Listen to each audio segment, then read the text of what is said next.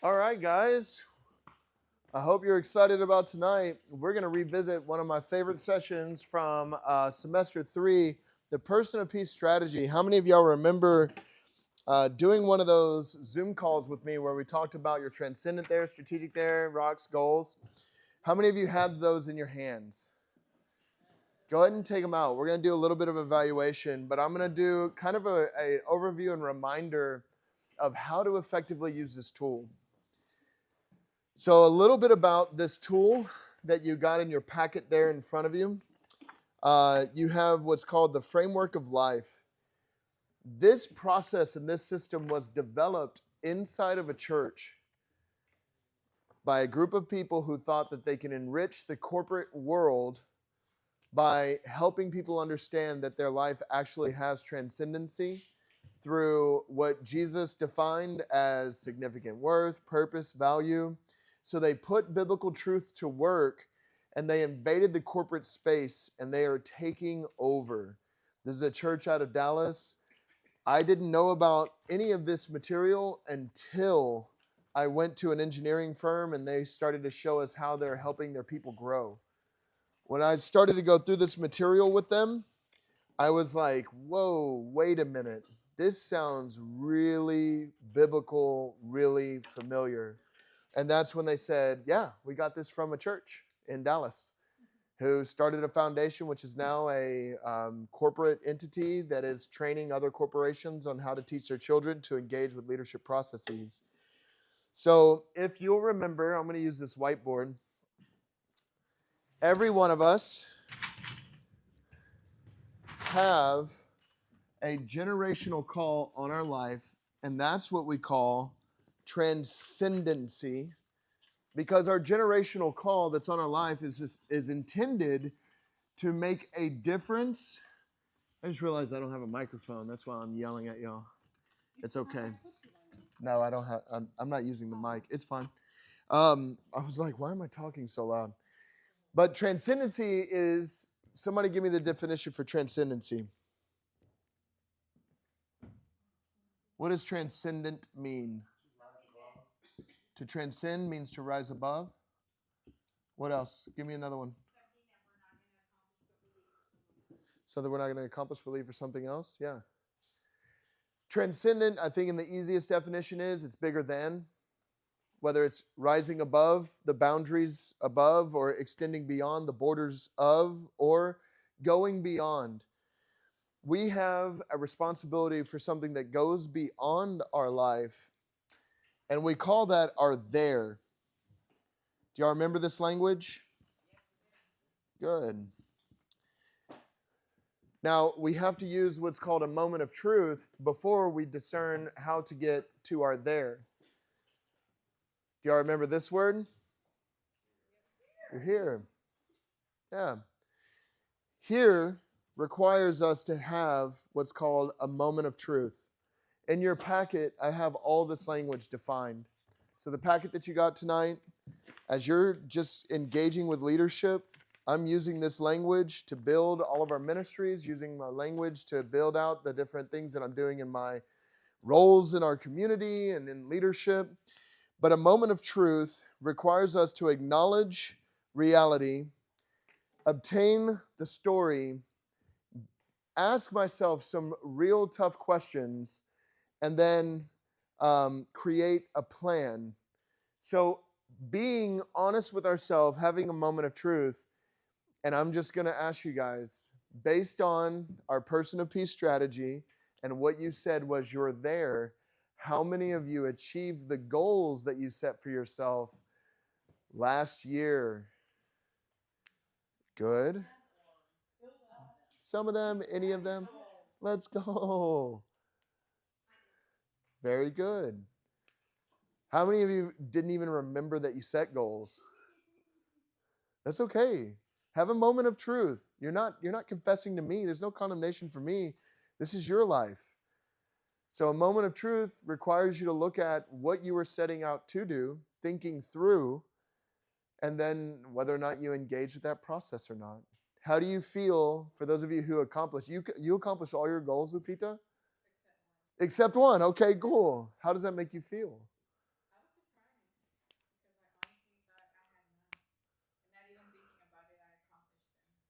Can I share what your answers were before we got into our coaching session? Awesome, thank you. So y'all remember you had a questionnaire for semester 3 that said, what is your transcendent there? What is your strategic there? What are your goals? What are your rocks? Lupita's answers to all of them were, what were they? I don't know. She said, I don't know. I don't know. I don't know. I don't know. Which was her reality. She was here. She had a moment of truth. What was her story? She hadn't put much thought into what goals would be required for her to accomplish the work that's inside of her. And so, in that moment of truth, she decided to have a coaching session with me, and we just prophetically discerned where she's going in life. So, Yvette, you accomplished some of your goals as well. How does that make you feel? Yay, that's awesome. How many did you accomplish versus how many you had? 3 out of the 5. That's amazing. Now, we know that the goals that we set are 1 to 3 year goals, right? They're 1 to 3 year goals. So it's not that you failed. You just may still be working on your goals, right? Yeah. Which is great. Some of you are like, yeah, that's it. I'm working on it. Starting today. And that's okay too. Because remember, we said we were going to try 90-day rocks. Those 90-day rocks were going to help us to accomplish those next steps we had to take. Are you looking for your Here There path? It's in semester 3, lessons 3, 4, and 5. So in semester 3, lessons 3, 4, and 5. And then Kimberly has printouts as well. Yeah, your 90-day activities, your 90-day rocks required you to engage with what it was going to take to accomplish your goals. One of the things that we maybe touched on, but I really want to nail down tonight, is something that's called the Project Mood Curve. Project Mood Curve. Who wants to be my willing victim? Come on up, Yvette. I want you on a timeline starting in 2023, when we had our Person of Peace strategy. I want you to plot from 2023 to today, 2024,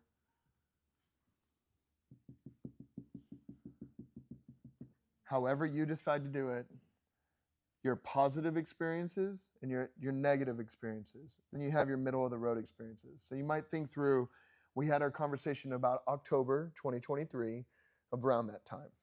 So what was happening in your life?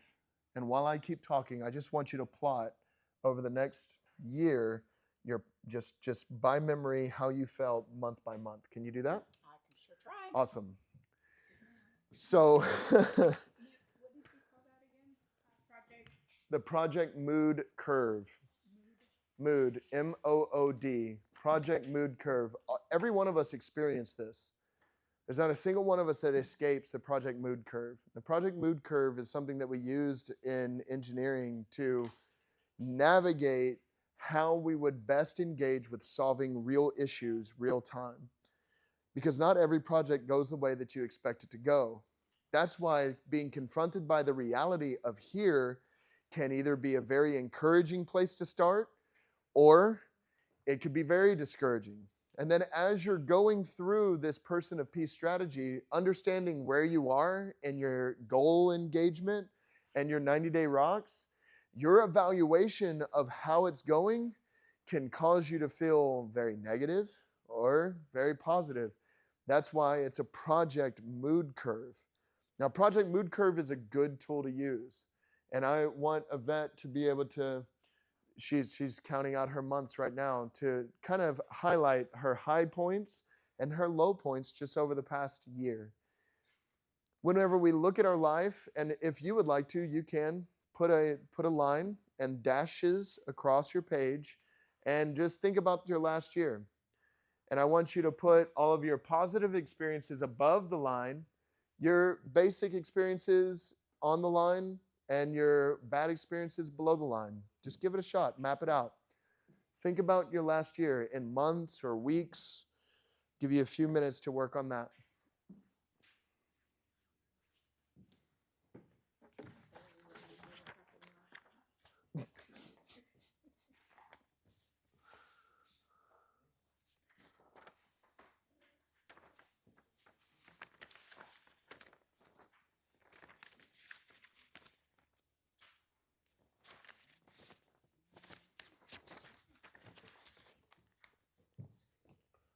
you feel?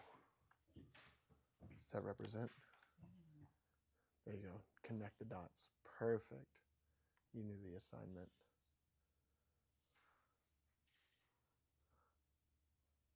Look at that one way up there. I know what that one was. Wonderful. Thank you, Yvette.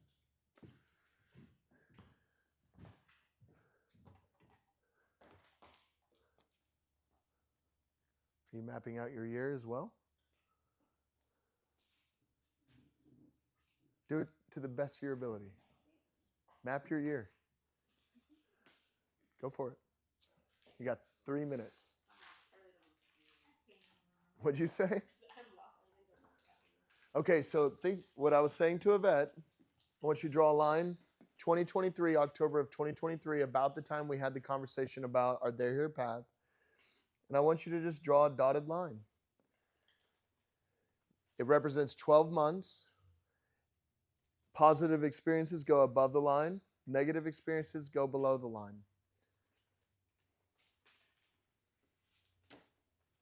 So Yvette did November, December, January, February, March, April, May, June, July, August, September, October. So she put out the months, and then she put a dot. Apparently it was really good, but then it got better. But then it kind of came back to what was really good. Then it got really, really good. So you can plot on this graph. I want you to see your last 12 months for yourself.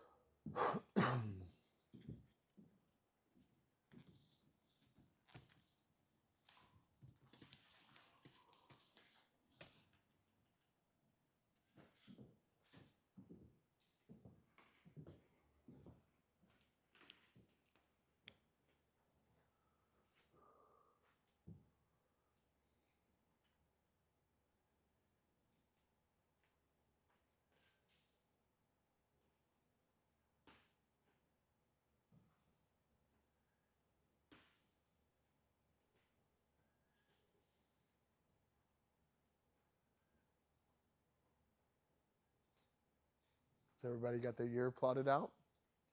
How many of you have ever looked at your year this way? Let me ask you a tough question. As you initiated this idea of using 90-day rocks to accomplish your goals, we made a plan. We acted, whether it was acting and actively engaging in the plan or passively allowing the plan to play out the way, whatever way it did. So, Yvette, as you worked on your plan and you experienced these high points, did you plan or intend or predict that you would experience such high points throughout the year? Or these intentional wins and intentional things that happened in your life, or just personal experiences that you just kind of experienced?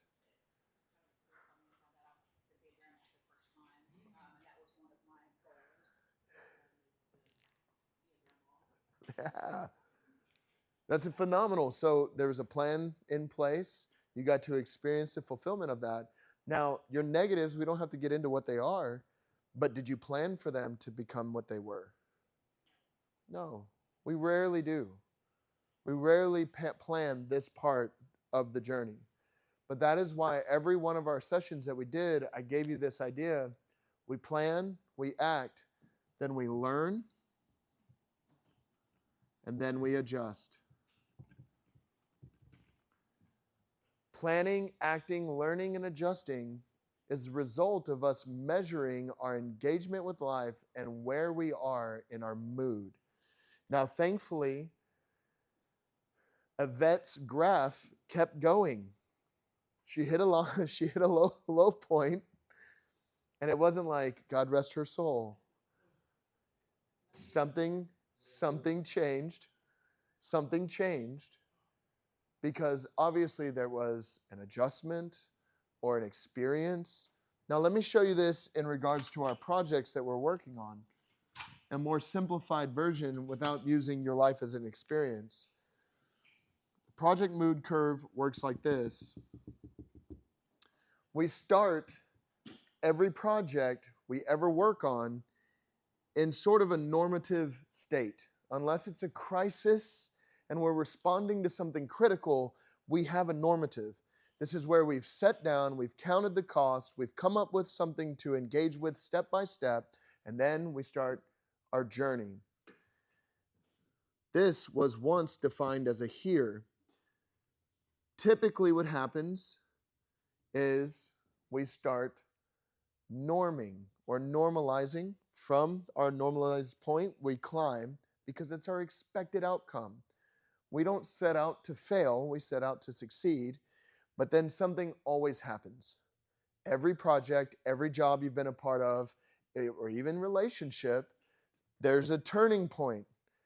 And we start doing what's called storming. Can I get an amen on that storming? Amen. Until we wind up here. This is what I define as the pit of despair.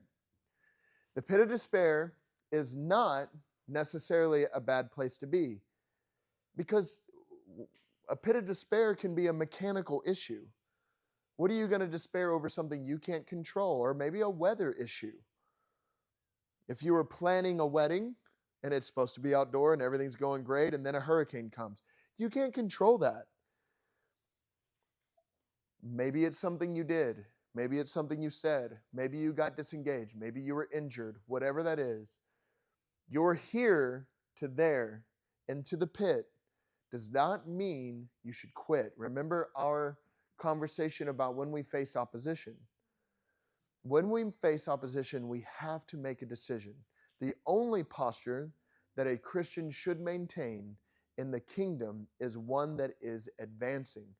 But I need to talk to you about what advancing looks like whenever you're proving your concept and your idea. When you come into the pit of despair, you may hit a roadblock that you cannot get out of. And guess what you have to do? You have to start over. This is not bad. This is not a bad thing. Going back to where you started, hitting that normative in a project is not a bad thing. This is actually what we would call proving concept.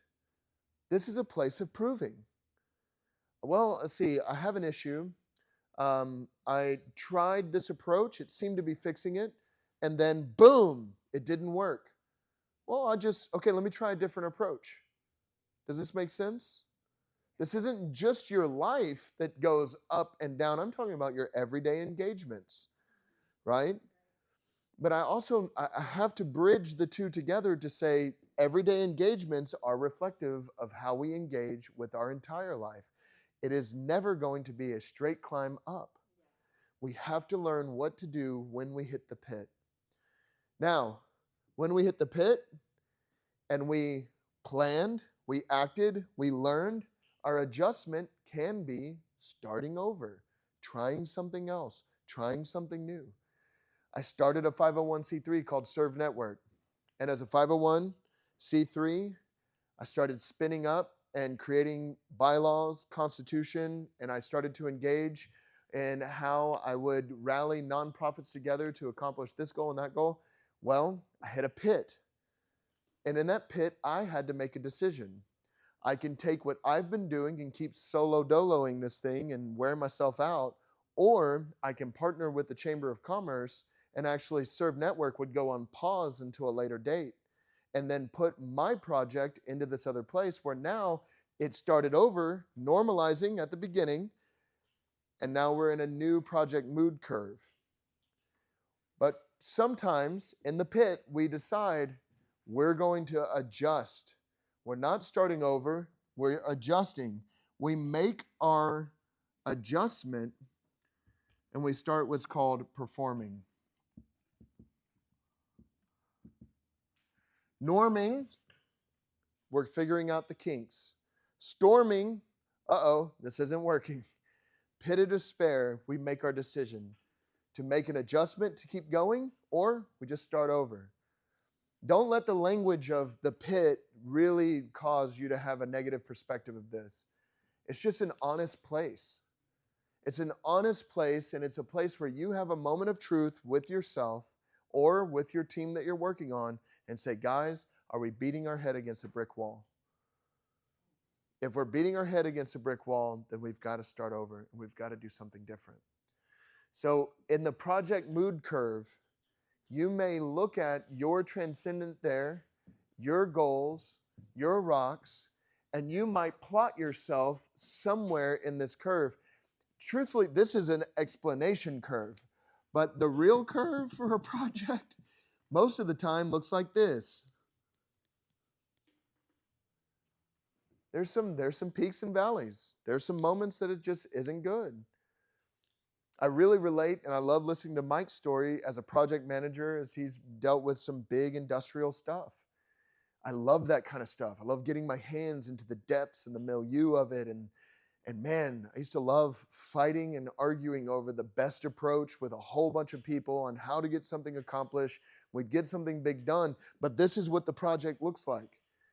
It looks a little chaotic. There are some that are no-brainers that just maybe look a little more like this, but as Christians, we have to be able to measure effectively where we are and make wise decisions that are going to have outcomes for the calling that's on our lives.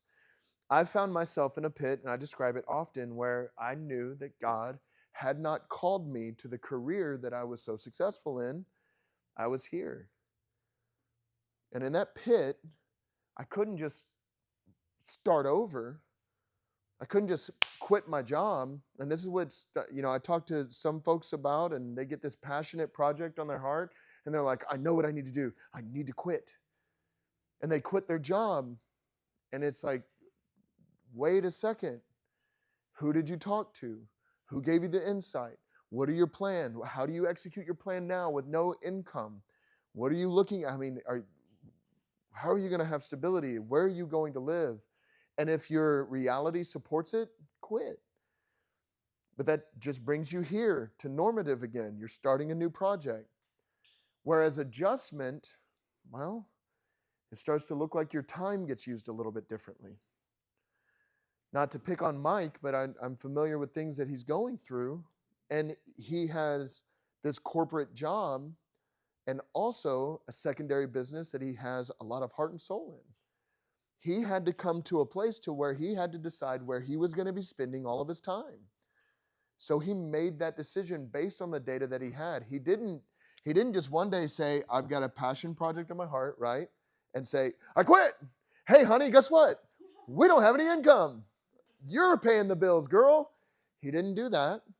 He started to taper off and adjust so that he can make the pivot that he needed to make to adjust what God is actually inviting him to. The pit wasn't a negative pit, I don't think. I'm looking for the outside in. It wasn't necessarily a negative pit because he was making money at a really good company and he has a very good income projection in the business he's starting. What a terrible place to be, winning on either side. But in order for him to fulfill this thing that's on his life, he had to make the decision. And his decision was to adjust. He made an adjustment.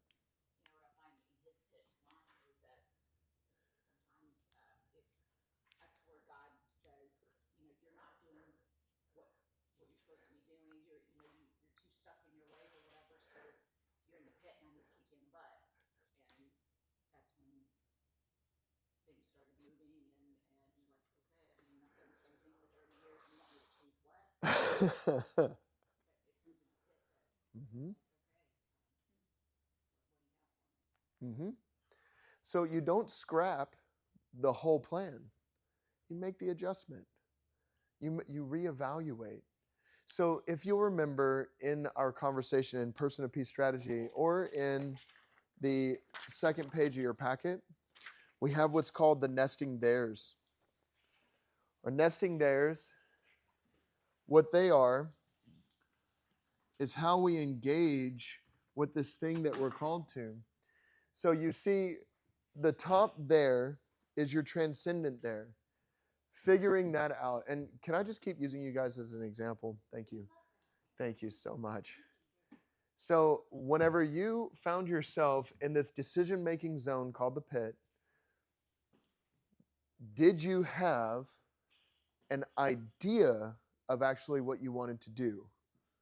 There was maybe this transcendent idea that you and I had talked about a future company, right? So it wasn't that Mike is going along life, finds himself in a pit, and then God shows up with an epiphany and a new plan and hands him the whole thing. I wish God worked that way. He's a good father. He gives good gifts to his children, but sometimes he parcels those things out one at a time. And he doesn't give you the whole plan, but he gives you the next step or the big dream or an idea or the next conversation. And that's why it's up to us to be faithful with what we're receiving. The Chasm 4th semester deployment strategy, you're being tasked with being faithful with what you already have been given. Your prophetic words, organizing those, your eulogies, writing that out, putting together the overarching meta-narrative of your life, the big story, so that as you're navigating it with the Father, you know how to respond when he shows up. Are you tracking with me? Do you understand what I'm saying? When I say meta-narrative, I mean the large meta, meaning bigger, narrative story, the big story of your life, the full part of your life, not just the season you're in. If you can have what we've identified as a transcendent there,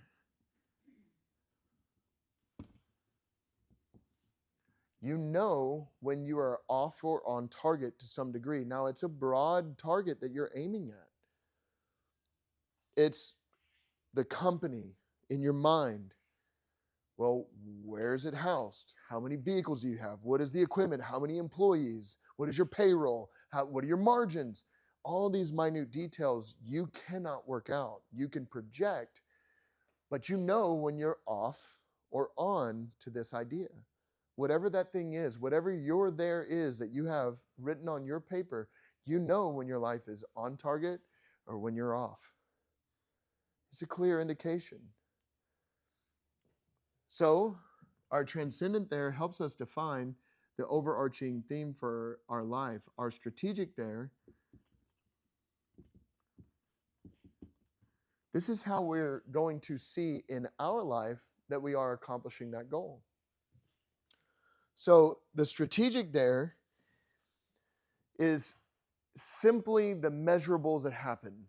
So Mike, I'm embellishing his idea just as an example, but he wants a company that is a discipleship and training center for the next generation of craftsmen to carry on the legacy of his craft and his skill sets so that families will be provided for and families are made whole. He's got this big, beautiful idea.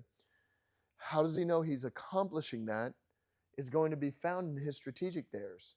And his strategic theirs are going to be having a brick and mortar company with 250 employees, with X, Y, and Z. Those are things that are coming out of his life as he's accomplishing his goals. Goals are the 1 to 3 year major accomplishments. They're the big